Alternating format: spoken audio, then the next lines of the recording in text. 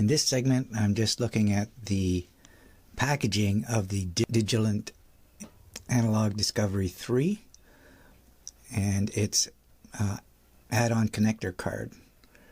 So it's a very nice package, but I'm not sure I like the robustness of this connector. It's not something that you would expect to survive very much rugged treatment. So I wanted to package this in a way that would solidify that connection and make sure that it's not too stressed.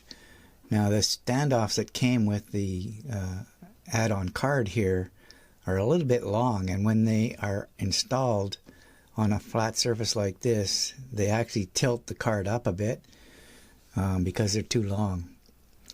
So what I did was I designed a chassis for it to hold the whole apparatus, and I put on some nice rubber feet which are non-slip, so the device just slides into this chassis. So it stabilizes everything, and you can still see all the labeling. But of course, that's not completely robust yet, so what I did was I made a lid that goes on top here, and it just screws in. So I've got 4 screws holding it together.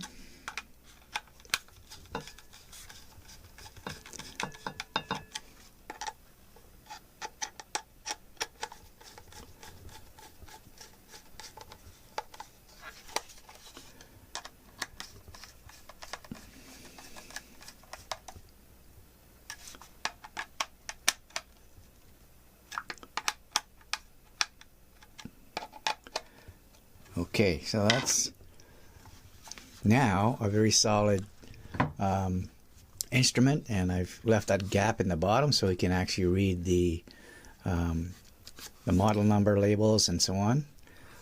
It still has great access to the BNC ports. I didn't cover them up. I have some slots in the top here so that we can access the jumpers that control whether it's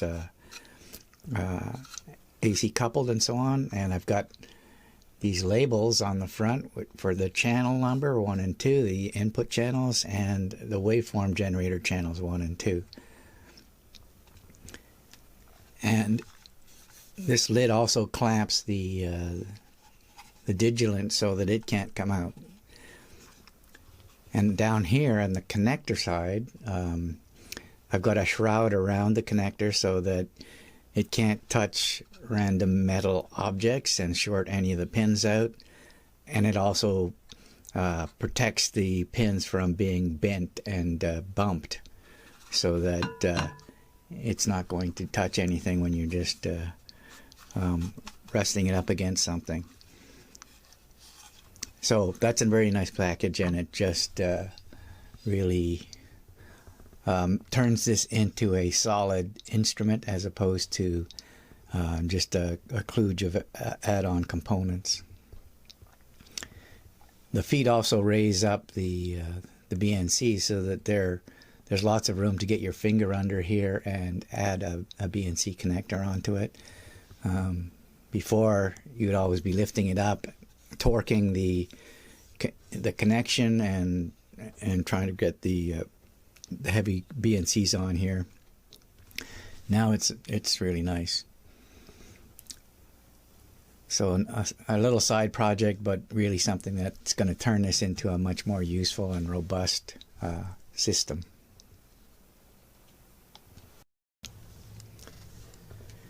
So this packaging exercise also frees up the box that the device came in to hold all the cables and probes that came with it. And of course I actually bought a BNC adapter before I knew that one was included in the kit.